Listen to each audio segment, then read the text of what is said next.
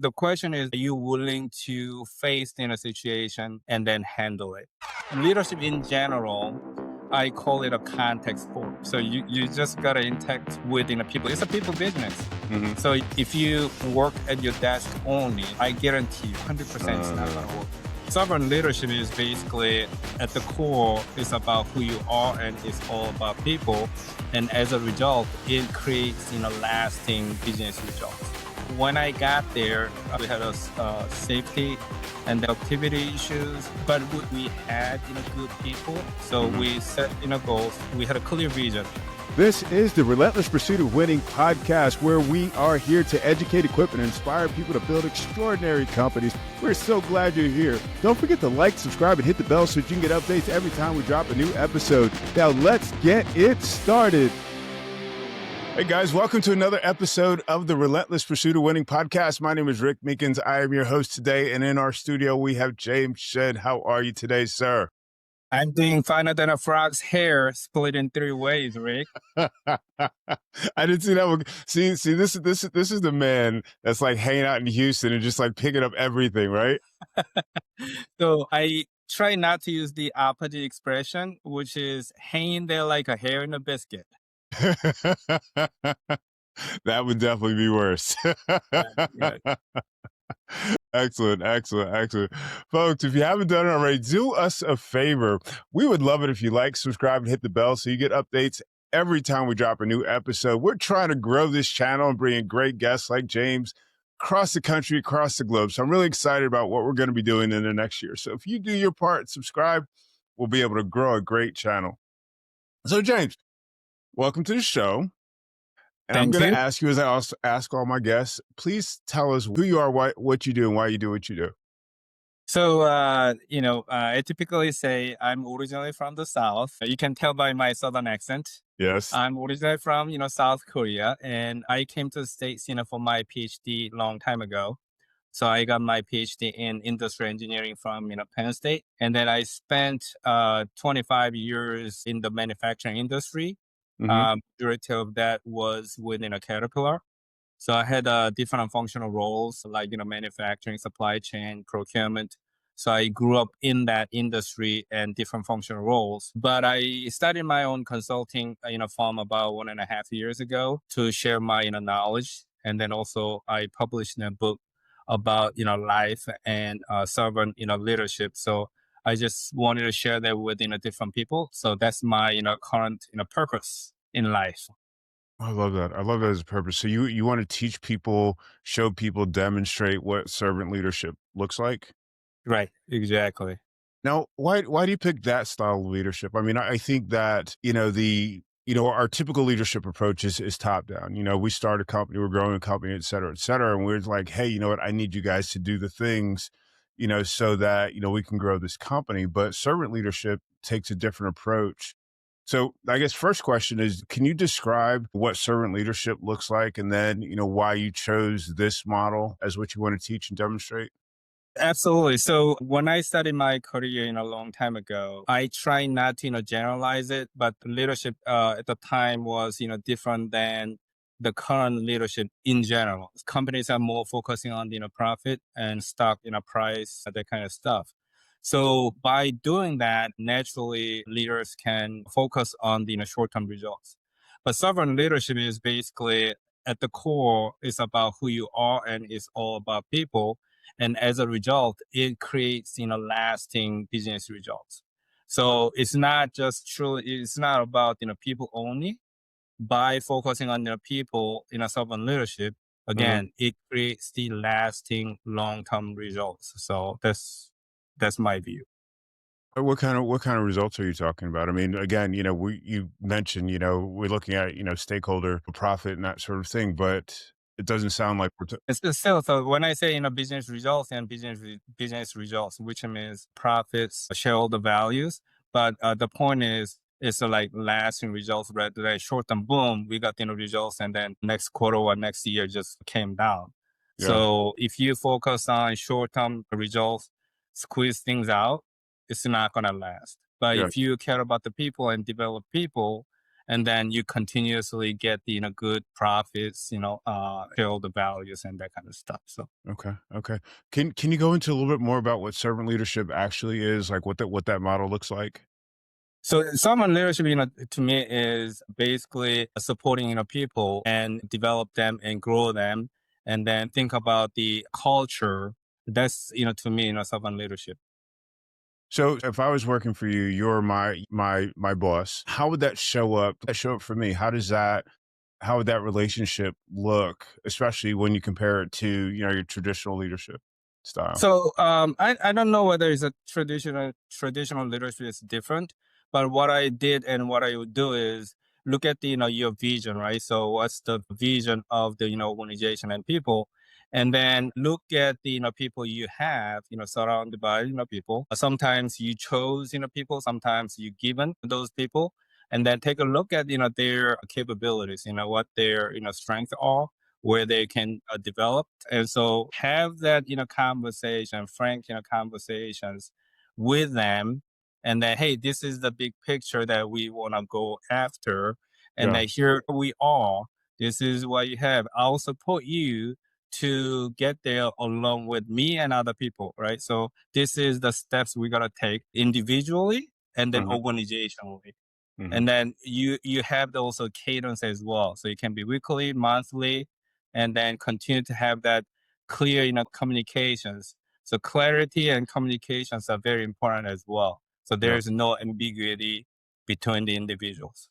Yeah, yeah. Is that how you train people in leadership? Is that what does that approach look like when you're working with them?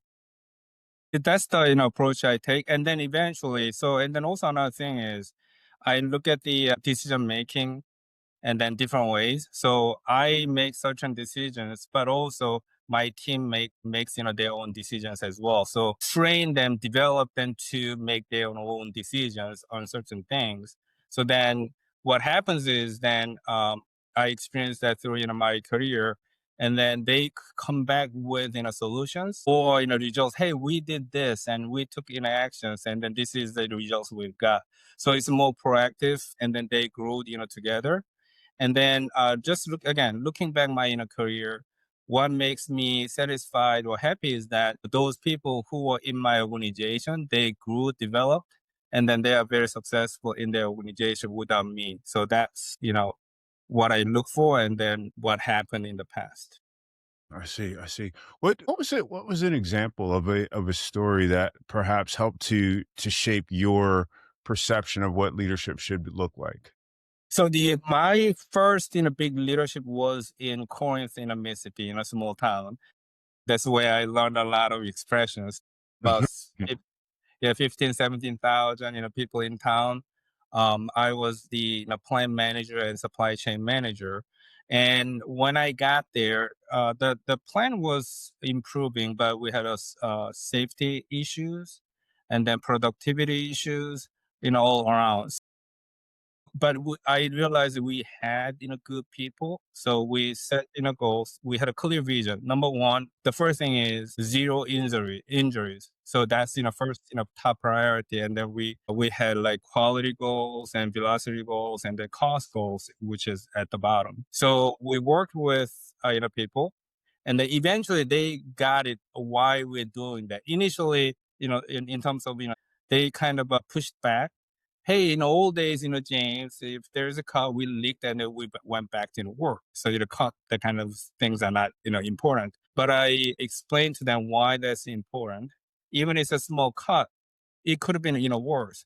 So preventing the causes, that's important for you and your family.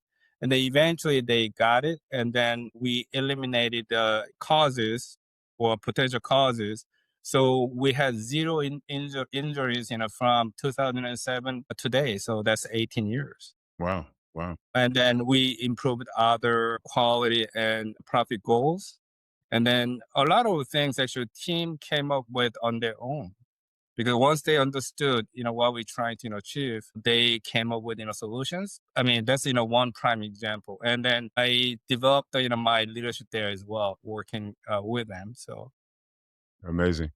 How did you empower your team? It's like one thing to have the team and share the goals, but something else to really be able to listen to them and give them the courage to come up with ideas because they know that the ideas aren't just gonna bounce off the wall or whatever. Yeah, so obviously, like you need to show the vision and where we are in the steps. But at the core, I pick two things: integrity and compassion. So you got to show the integrity because some of the things people say, hey, past so and so, I didn't trust that leader, and so we didn't talk to that person, and etc. So having that integrity, hey, I'm genuine. I'm here for you and the organization, not just for me. So and then how we do it, in a integrity based, that's very important. And people see it. I mean, people see it. That's very important. And then compassion. So it's not just emotional responses if something happens, but you gotta show I care about you. I care to do certain things for you. So those are foundation, and then people see it, and then people come as a team, and we work together. How do you make sure I would think that one of the things I've heard people talk in terms of just working is having an environment where they have the things that they need to do the work that they do and they have the training and that sort of thing. How important is that and how does that apply to servant leadership? So actually, that's important, but then starts with framework though. Once you gotta have a framework, and then until then, you don't know what is missing individually and organizationally. So I typically use PDCA approach: plan, do, check, and act. So we've got initial goals, like typically yearly goals, and then share that with team in the beginning of the year, and then we've got actions, right? So how do we achieve those goals? And then we have weekly and monthly cadence to see where we are: improving, declining, about the same. And then okay, if it is declining, and then we come up with what additional actions we're gonna take. So it can be a project, it can be just do it action. So by doing that, and then we know what we need, right? So it can be, yeah, hey James, I love to do this, there is a gap, but I need a training on so and so software, or I need this, and etc. But it can be also organizational thing as well. What I'm saying is we don't typically start with tools first, Yeah. framework first, and then we'll find gaps to close or improve. Makes sense. That makes sense. That makes sense. One of the things that I remember John Maxwell talking about with talking about leadership, and he's talking about like the different levels of leadership. How important is it in the servant leadership model to be able to identify those people that have leadership potential and start pouring into them? And what does that process look like? So the evaluating the capability of that individual. So because not all the people have the same capabilities. Yeah. Counter example is some people are very technical, solid, and then we put them into the leadership role and didn't work out and went back to the technical Yeah. roles. Or some people, okay, I'm satisfied in the technical roles. I don't want to be a leader, and then that's fine. That's your decision, and then you do well in that role.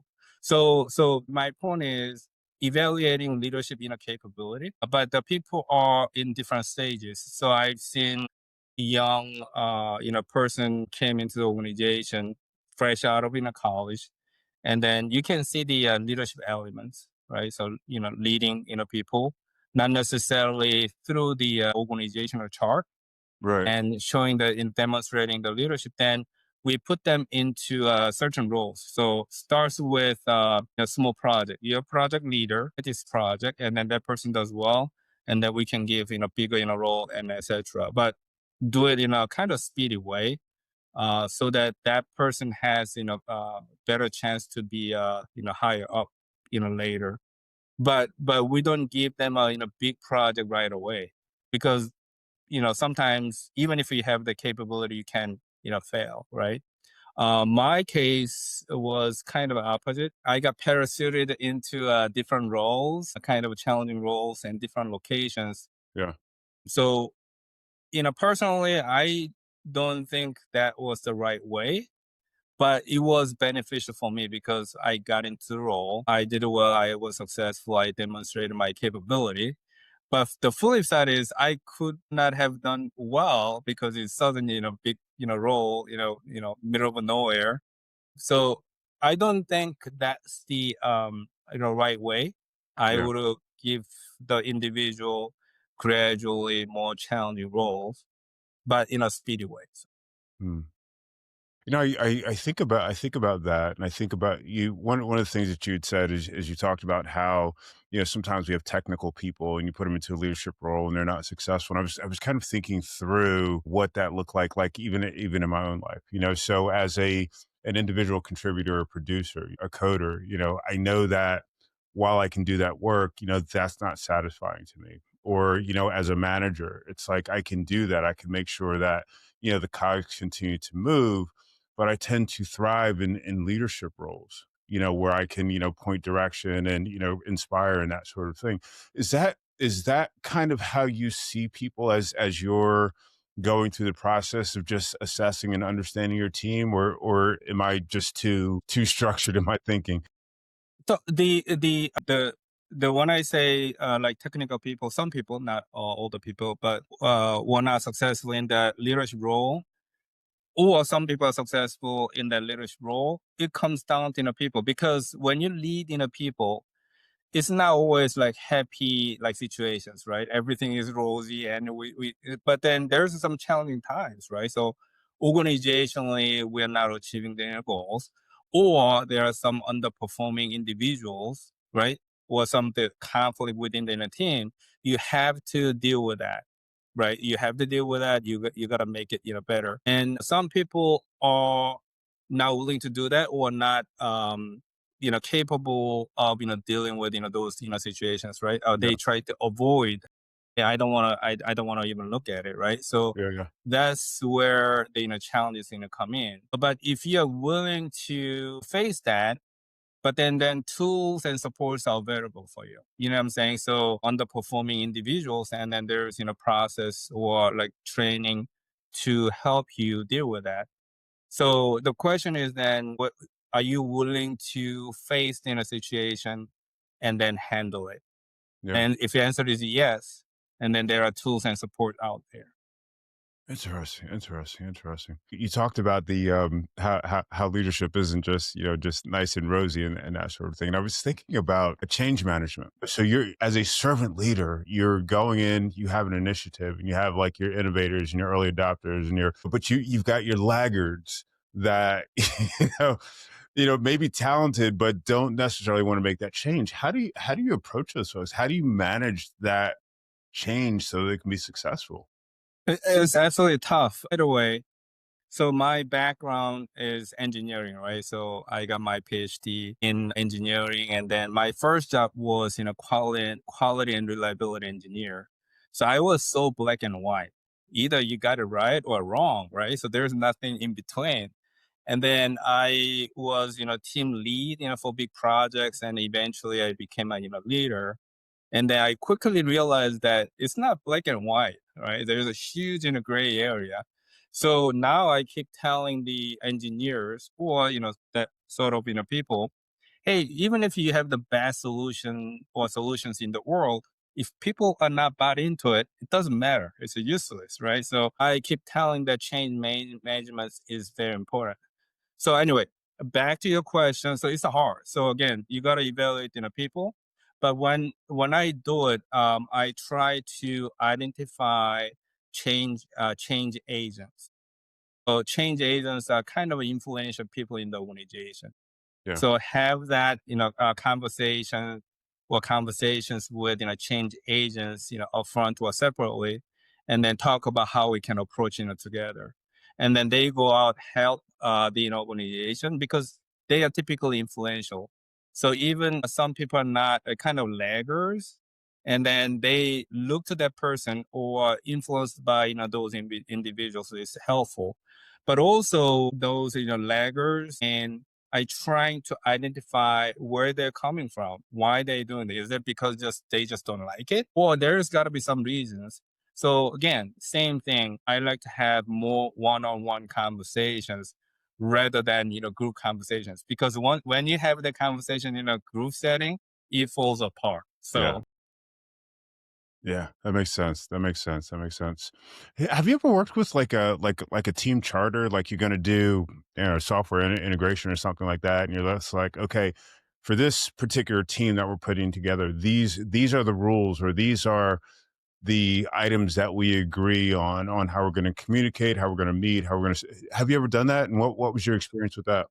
absolutely, early on in my career, I I was big part of the Six Sigma deployment at Caterpillar. So I don't know whether you're familiar with Six Sigma.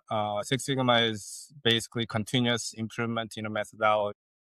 It has the define, measure, analyze, control. There are four phases, but the first step is to create a project charter.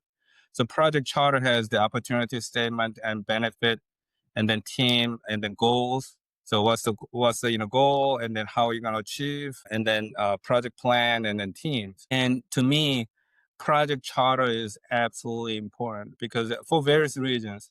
But one is this is what we agreed upon.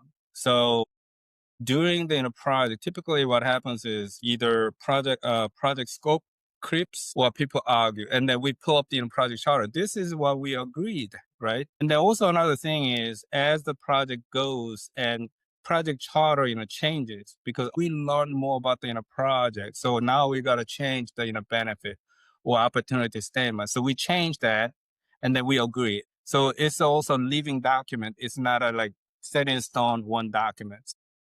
So it is very important that we agreed upon, and then also it's a living document. So I use that a lot in a big project. I love that, the living document. That's so important because I mean things change. You never know what's going to happen. One of the other things that you mentioned early on is that things happen in life, and being in that leadership role, we have to be able to. Uh, I don't really like the term pivot, but we have to be able to kind of move, with whatever's happening. We call it maybe the ebbs and flows, or however you want to do that. Strategies or what processes do you typically teach people, in terms of their development on how to work through, and even getting into personal challenges that may interrupt your work or whatever. How do you train people on how to deal with that?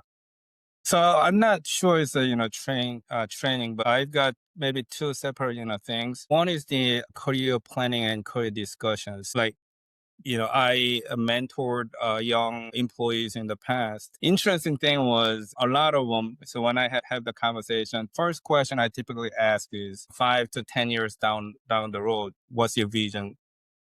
What you want to be in the future? And then a significant number of young people saying, "Oh, I want to be a vice president. I want to be a director. I want to this and that." So it's all about position, and there's nothing else. So I ask more questions to get to that real goal perspective, and then I try to ask them to basically break it down to like every 2 to 3 years, because if you get one role, you should stay in that role maybe 2 to 3 years. So because like one year, first year you're learning, right? And then second year you're gonna be like sufficient and you're gonna do well. Maybe third year you can improve and things like that, and then move on to another role.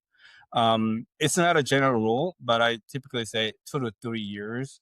So you basically break it down to 2 to 3 years, and then you plan on how you're going to achieve that or what skills you're going to develop to get the job, to be successful. So that's, career planning side. And then have meetings with, my direct reports or certain people that I mentored, every quarter at minimum. They could have come whenever they have questions, but the cadence was like at least in every quarter.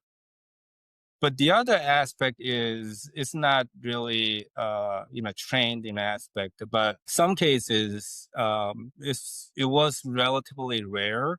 but there wasn't a good performer or like decent performer. And certainly, suddenly their performance was, falling apart. And then pulled aside, having the conversation, and more often than not, there's some issue in a personal marriage is in trouble or health is in trouble or their parents are not well. So, but then didn't tell me, upfront. So once we have that, frank conversation, and we try to, find a way to support that. If it is a health issue, then how can we help you to improve their health? So again, it can be like once a week, that person can go to, hospital or whatever. The every situation is different, but if some person's performance suddenly changes, to me more than likely there's something else. So you have to have the conversation. Yeah, absolutely. I'm challenged a little bit because, a lot of times leadership, we have to be resilient because we encounter as leaders, we encounter things that we've never seen before. You know what I'm saying? And it's easy to, go home, curl up in your bed and just say, and just hope and pray that it'll go away. But the reality is, there are other people because we're leaders, there are people behind us, and that resilience isn't something that is always natural. That being able to sit down and really just think through, okay, what is the problem? What can I do about it? Who do I need to bring around me? I mean, that's not always something that I can think back to my early years, where I was just like, crap, I don't know what to do. You know what I'm saying? And Right, so right. when you're developing leaders, I mean, how do you coach them around not panicking, around looking at things, the way that they are and getting the right people around them and that's or however you approach that. So there are different aspects. One is let them know that you got support in a system, meaning like mentors and sponsors. Yeah. So when you're facing a challenging situation, and pause and try not to rush past it. Pause, because if you rush past it, you may make it worse. So pause it and then get insights from different people, your mentors and sponsors, and then they will help you. They're there to help you. But also, second thing is have you pause and have your moments. It can be walking without cell phone. You will give you clarity. And then if you like exercise, read books. So it's kind of intuitive, right? So you're in a tough situation and then break from it and do what you like to do. It's kind of intuitive, but it will help you actually make things better. Because if you rush it, you will make it worse because you're panicking. You're gonna make short-term bad decisions. So sit down with different people, mentors and sponsors.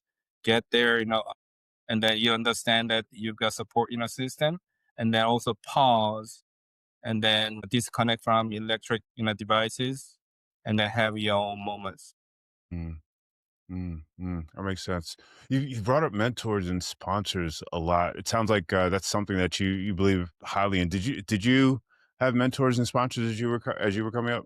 Absolutely, absolutely. So, my case, early on, I struggled a little bit. It's kind of funny at this point, but my second, one of the early bosses, and my English wasn't, great. But then at the time, my job was, boring to me. So I went to him and, hey, give me more challenging, roles. And he smiled and didn't say anything. But then, 1 year later, I think a performance review, he said, your English is not good enough. That made me mad for a couple of reasons. One, you didn't try me, so how would you know?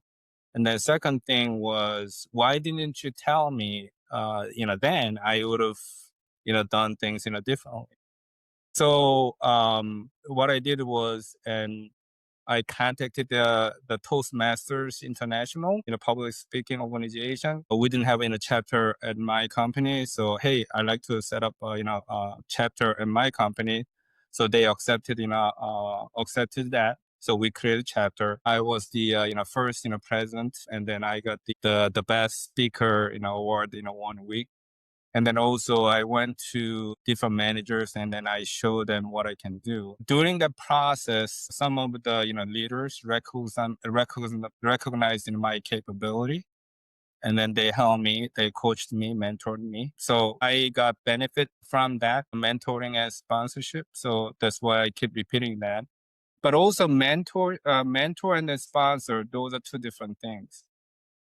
So mentor is basically, coach you on the sideline, and sponsor is actually put you in the game. So sponsor, they gave me challenging opportunities and jobs, and I demonstrated that. So I went up from there. Interesting, interesting. Do you only mentor people that like that you work with, or do you mentor people outside of your work? Outside my work as well. So at this point of my career, I enjoy that. So whoever comes to me, I love to mentor them. So there are different people. One of my friends, son approached me and asked for my input and feedback. So I did that. Some startup, people ask for the some coaching. So I did that. So it's wide open. Do you have a particular, and I'm thinking about you from the perspective of being an engineer, and like as an engineer, you figure out how to do things repeatedly. So do you have a particular pattern or method or framework that you use when you're mentoring people? So kind of a same kind of a Six Sigma approach, right? So I start with what you want to achieve. So it can be a career goal, or it can be a short term challenge that person has. Yeah, So start with a problem, and then trying to understand where you are, your baseline, and then mentor how to get to that goal. So, but then the goal and the actions would not most likely would not be a big jump. It will be a small steps and actions to get there. So in certain times it's a step function. So you do a lot of activities and you may not see the improvement, then suddenly there's a big jump, right? So hmm like paint the fence from what was that? What was that? Karate Kid. or wax on, wax off. Exactly, exactly, exactly. How as a mentee, what is the mentee's responsibilities in the mentee mentor relationship? So one is be frank, honest about yourself. You know, e- everybody, 100%, everybody overestimates themselves, and so even I'm overestimating my capability, right? The question is how much gap between what you're assessing and then reality, right? So gap can be small or big, right? Yeah. So the first step is being honest about your capability and where you are. And so if your capability is here, right? I'm just hypothetically, and then your goal is way here, then like from the get go, that's gonna be a tough conversation, right? Yeah. That's one. So being honest about your capability, and then second thing is make sure that you do what we discussed, because like okay, we met today, hmm we agreed you're gonna do this, and then we met next time and then you didn't do it, and so that's not gonna work very well. And then again, then your cadence, right? So keep coming back and then have that regular conversations. So leadership, mentorship, so leadership in general, I call it a context sport. So you just gotta interact within a people. It's a people business. hmm So you gotta interact within a people all the time. And I was in a plant in a manager, but if you work at your desk only, it's not gonna work. I guarantee you, 100% it's not gonna work.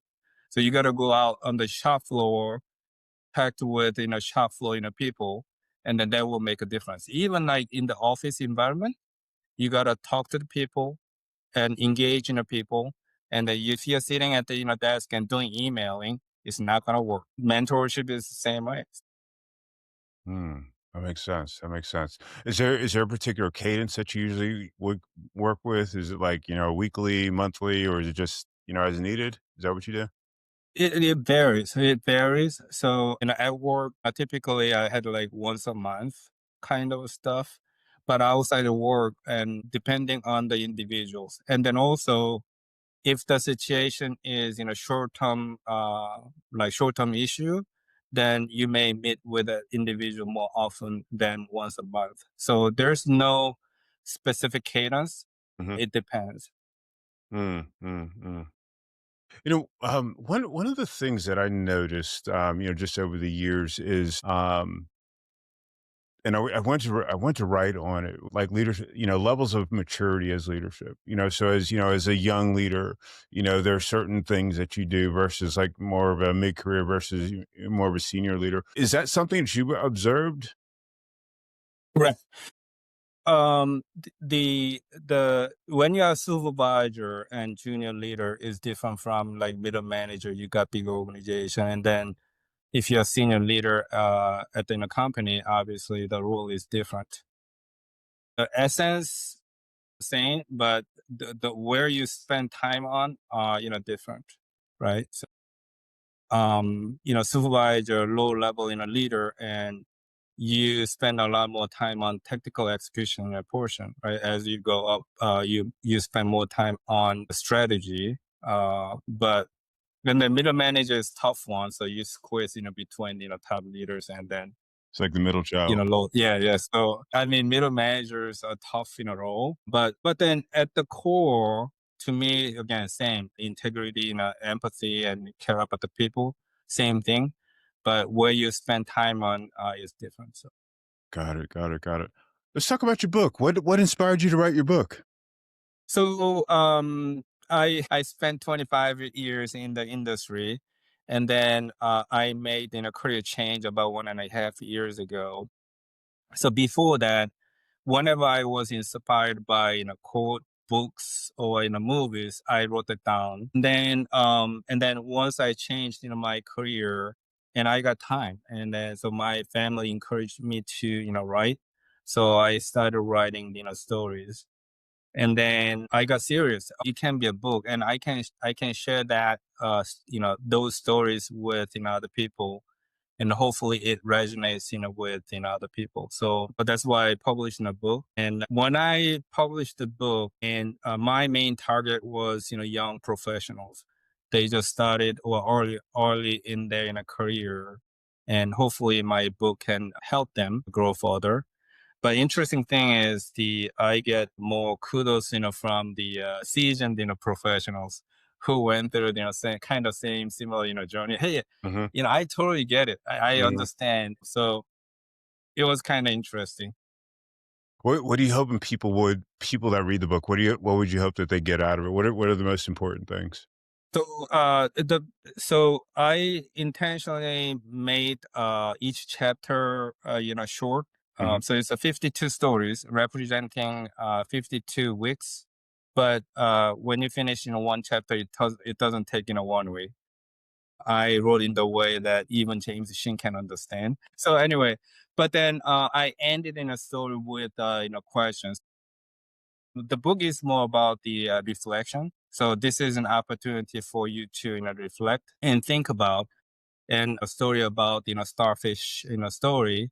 And so when you read it, and can you relate that you experience, and then you can think about it, reflect. Or if you haven't experienced, then hopefully it comes back to you later when you face the situations. So it's kind of, it sounds like it's kind of like a playbook, but something that you can also, might like journal alongside it and just get your thoughts out on paper. I love that. I love that approach. And this book is about leadership development. Is that right?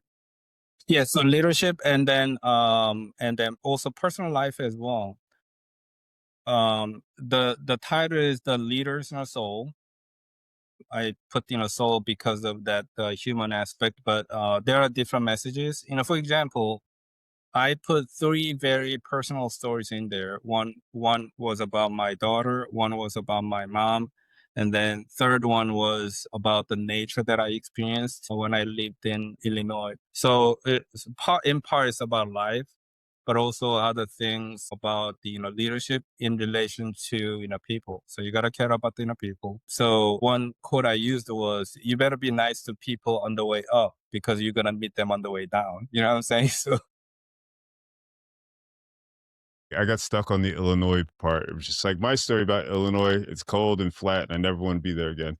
True, because I love, hiking, but when I lived in Illinois, I couldn't do much in hiking. Absolutely, absolutely. Okay, so here's the big question for you. So the name of the podcast is obviously the Relentless Pursuit of Winning podcast. And so what I want you to do is I want you to talk through how you would advise our listeners to maintain that relentless pursuit. Winning is however they define it, but that relentless pursuit, I mean, life happens, things that we don't expect happen. What would you recommend to our audience to be able to stay on track? What kinds of tools or words of inspiration would you offer? So to me, relentless, pursuit with people. So you always, think about people. So when time is good or time is bad, think about the people who are around you. So that's the first place I would start to have that relentless, pursuit. So the point to me is you cannot have relentless, I can say with 100% confidence. So always think about the people who you have, who are surrounded by you, and that you can help them or they can help you. So I would say add within a people. I love it. I love it. I love it. Fantastic. Thank you so much for that. If someone wants to get your book, what's the best way to do that? So it's on the Amazon.com and Barnes and Noble. So you type the leaders, Soul, James Shin. So again, it's easy to read, and I hope that it resonates with professionals about life and leadership. Wonderful, wonderful, wonderful. And if somebody wants to reach out to you, what's the best way to reach you? I'm pretty active on LinkedIn, so you can find me on LinkedIn, James J. Shin. And if you have any questions, I mean, if you want a mentorship, and send me a direct, message. I reply most of the messages unless it's cold marketing message You don't want to get pitched? because maybe too many. Exactly, exactly. It's just like, oh my gosh. But also I share my thoughts on LinkedIn as well, so hopefully you can read it. Okay, fantastic, fantastic. James, thank you so much. This has been a delightful conversation. I appreciate it. Oh, thank you so much. I really enjoyed it. You have a fantastic podcast. I continue to listen to the episode. Let's stay in touch and wish you the best. Thank you. Thank you so much. I appreciate that. Folks, thank you so much for watching or listening to another episode of the Relentless Pursuit of Winning podcast. We'll catch you next time.